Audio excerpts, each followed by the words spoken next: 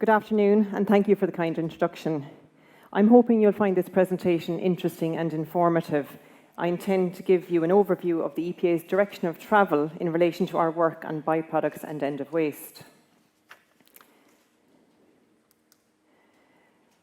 So I'm going to start off by giving some context and a description of the current situation that we find ourselves in, and I'll describe our progress to date and the strategic direction we have taken this year to develop national criteria for construction-based materials. And I'll conclude my presentation by describing the next steps that we'll be taking to finalise our work on national criteria and the benefits arising from this approach. But first, I'd like to take a moment to refresh our understanding of the basic concepts of end of waste and byproducts. The concepts are often discussed in the same context, but in actual fact, they're very different, both from a practical as well as a regulatory perspective. There is one key difference between end of waste and byproducts. A byproduct was never classified as a waste in the first place, and therefore byproduct status equates to waste prevention, and this is the most preferable position on the waste hierarchy. An end of waste status, on the other hand, can only be assigned to a material that was once a waste if it has undergone a waste treatment process and is fully recovered, and this sits midway down the waste hierarchy and is therefore a desirable option for suitable wastes. The uptake and engagement on these regulatory provisions has gathered significant pace since their introduction, and this is evidence of a clear ambition within many industries to identify solutions to support the circular economy. Before I move on, let me just explain a little bit about the three levels of criteria or decisions that can be set. At the top level, there is an option to set EU-level criteria for end of waste, and this has already been done by the European Commission for three waste types: iron, steel, aluminium, copper scrap and glass cullet. And in addition, criteria for plastics are at the early stages of development by the European Commission at the moment. Since the 2018 Waste Framework Directive, there is now also the provision for EU-level criteria for byproducts to be set, but none have been set to date. And in addition, the 2018 directive also introduced the option to set national criteria for byproducts. EU-level and national-level criteria are broadly applicable and available to all operators that can demonstrate compliance with the criteria.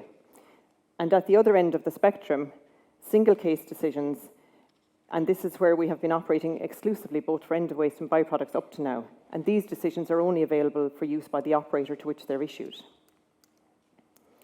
I mentioned that the uptake and engagement on these regulatory provisions has gathered significant pace over the last decade, and in terms of byproduct notifications, we have received in excess of 2,500 over that period. You can see clearly in this chart that there is an upward trend in notifications received, with each of the last 3 years showing numbers consistently above 400. And so far this year, we have received over 230 notifications, so this year is shaping up to be no different. Soil and stone material accounts for in the region of 50% of all byproduct notifications received, followed by road planings at approximately 35%. And this chart shows the breakdown of notifications on hand awaiting determination according to material type. And you'll see the blue segment relates to soil and stone, and the orange section relates to road planings as the two most numerous materials that are notified. Clearly, this is an unsustainable level for notification to the EPA, and let's be honest, it's unsustainable for industry also. But we have made some progress in the processing of byproduct notifications. We have introduced a much improved byproduct notification system and made available a fully accessible byproduct register where the information in the register can be interrogated and manipulated by anyone who is interested. However, the pace of notifications coming in remains greater than the available capacity within the small EPA team that we have doing this work, and we recognise that this is problematic for our stakeholders. This chart shows the status of byproduct notifications received to date, and the largest bar relates to the notifications that are awaiting determination, which is our backlog. And the bulk of this is from 2019 onwards, when notification numbers have been very high. But we're continuing to examine the innovative ways to address the backlog in a manner that will be most helpful to stakeholders. So moving on now to end of waste. The situation with end of waste applications shows a similar trend, but with smaller numbers. However, while the numbers are smaller, the assessment on end of waste applications is a significant body of work. This chart shows that the number of applications received over the last few years is between 9 and 16, with 9 applications received so far this year. My next chart shows the breakdown of end of waste applications on hand awaiting decision according to material type. We currently have approximately 50 applications on hand, more than 50% of which are accounted for by recycled aggregates. So you can see the largest segment in green colour represents the recycled aggregate applications awaiting decision. And again, this is clearly unsustainable for the EPA and for industry.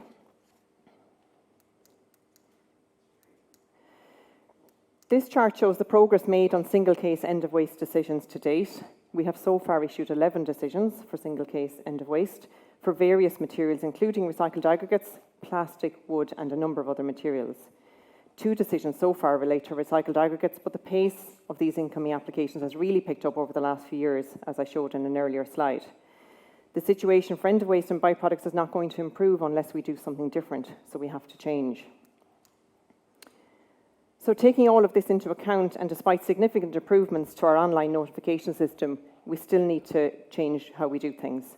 So earlier this year, we set about making that change to be more strategic, to develop national criteria. And change for the better cannot happen overnight. It needs to be well thought out, it needs valuable input from stakeholders, and it needs time to get it right. But change can also cause some pain, but this pain is necessary to achieve long-term benefits that will ultimately benefit all stakeholders.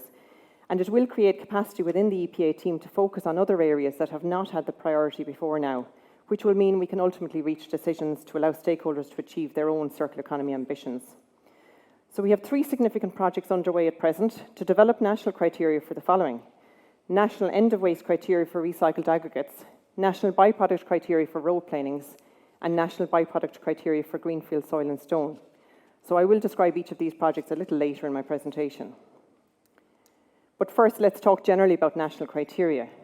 The legislative basis is set out clearly in the Waste Framework Directive and transposed in the Irish regulations. But from a technical point of view, there is no difference between the assessment of a case-by-case decision or a national decision. In either case, it must be demonstrated that the requirements of either end-of-waste or byproducts are met. For example, in each case, it must be demonstrated that there will be no overall adverse environmental or human health impacts. There's a number of key stages in the development of these projects. Over the last number of years, we have built up a good body of experience and developed our thinking to a great extent in relation to our work on recycled aggregate end-of-waste decisions to date, and also our successful byproduct determinations in relation to road planings and greenfield soil and stone. So it is on this basis that we are developing national criteria for these materials.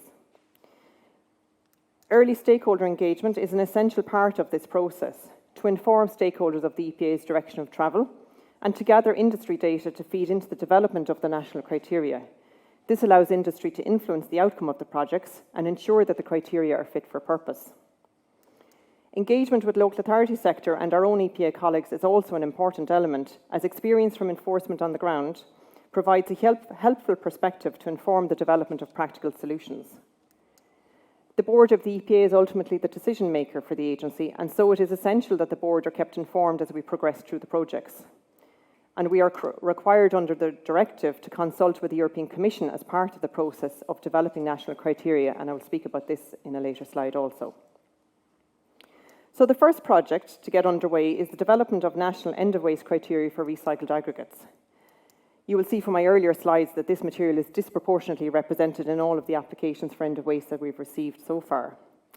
Recycled aggregates are essentially aggregates that can be created from waste materials. The waste inputs can include crushed concrete and other demolition wastes, which are processed in a waste treatment process to produce various grades of aggregate. The recycled aggregates have the potential to replace significant quantities of virgin quarried aggregates with obvious benefits in terms of resource efficiency and reducing carbon emissions. So the criteria under development will specify a particular list of waste codes so that the inputs are controlled. The outputs will be various grades of recycled aggregates, which will be subject to pollutant limits and applicable standards and technical requirements. In addition, the criteria may specify the types of uses or indeed that are suitable or indeed unsuitable for the end-of-waste material, and there may be restrictions on use, for example, in terms of distance to watercourses. The current status of the project is that industry data has been gathered and analysed, and the development and refinement of pollutant limits is underway. To assist with informing the process, a national sampling and testing plan is being rolled out by the local authority sector, and the information and learnings from this work will further inform the process. The modelled pollutant limits are being assessed against available data to ensure the feasibility and practical application of these limits are achievable in industry. Direct stakeholder engagement is underway and will continue as the project progresses through the various stages. The first of the projects for national byproduct criteria relates to road planings that is destined for use as a raw material in reclaimed asphalt pavement plants, or RAP plants. This is a practice that is already taking place at many locations across the country, and notifications to date have been made on a case-by-case basis. In 2021, we undertook to assess a batch of these byproduct notifications, and they were successfully determined as byproduct. This set the scene for the development of national criteria for road planings materials. A road planing machine removes the top layer of the road in chip form using a cold milling machine in the course of road improvements, and the road planings are the notified byproduct that are destined for feedstock at RAP plants. RAP plants incorporate the byproducts stripped from the road into the mix instead of using 100% primary raw material, and this has a consequential benefit for carbon emissions and natural resources, since it captures the valuable bitumen and aggregates that were previously produced. And the production of bitumen is pretty carbon intensive, but if road planings can be used in the mix to produce reclaimed asphalt, it's estimated that in the region of up to 44% carbon dioxide equivalent can be recovered. It is envisaged that a producer of road planings will transfer them to a RAP plant under contract as an approved supplier. So a producer is the person with overall responsibility for the road development, or the person acting on their behalf, perhaps. The producer will sign a statement of conformity required by the proposed criteria for the road planings leaving the site of generation. And this sign-off will provide evidence that the road planings dispatched meet the criteria, and this is the key to the success for the national criteria. So a consultation paper on road planings was circulated on the 30th of June to a wide range of stakeholders, and in the region of 10 written submissions were received. And these are now being examined, and direct stakeholder engagement has also commenced, and this will continue as we progress through the development of the criteria. The second of the projects for national byproduct criteria relates to greenfield soil and stone. We have established that a large proportion of the soil and stone byproduct notifications that we receive relate to greenfield soil and stone, and much of our work has been based on our approach set out in our 2019 guidance on soil and stone byproducts, which was developed at that time following extensive stakeholder engagement. So this project relates to greenfield soil and stone that is destined for use in a development that is unquestionably lawful. In other words, the use location is covered by an appropriate planning permission that provides for the import of soil and stone, or where there is a clear exemption from planning. I'm not going to go into great detail about what the consultation paper says, because the consultation remains open for submissions and the paper is very detailed in itself.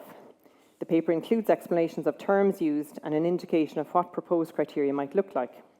But in a general sense, it is proposed that the national criteria will place a standardised structure around how greenfield soil and stone can be transferred as a byproduct from a development site, where it is generated, to a site where it is needed and can be lawfully used. A producer of the material may be the developer, or the site owner, or the contractor, and the end user is the final holder of the material with the intention of using it. The end user would provide an end user declaration as evidence that the material is required for the specific development, and once the producer is in possession of that, they effectively become an approved supplier for the transfer of that material. The transfer would be accompanied by a statement of conformity, which is evidence that soil and stone meets the criteria.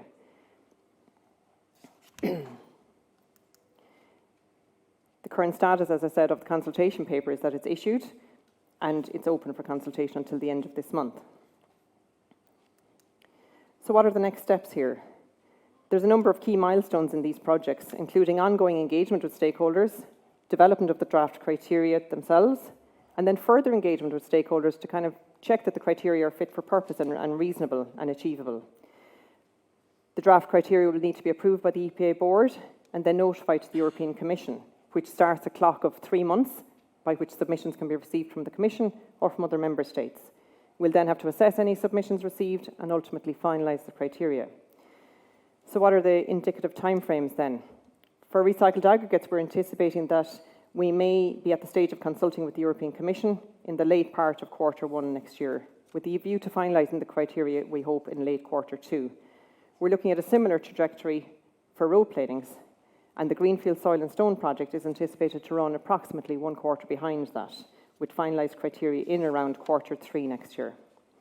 All of these timeframes are our best estimate at the moment, but will ultimately depend on factors such as the information that comes to light through our engagements, with industry and also any submissions we may receive from Europe.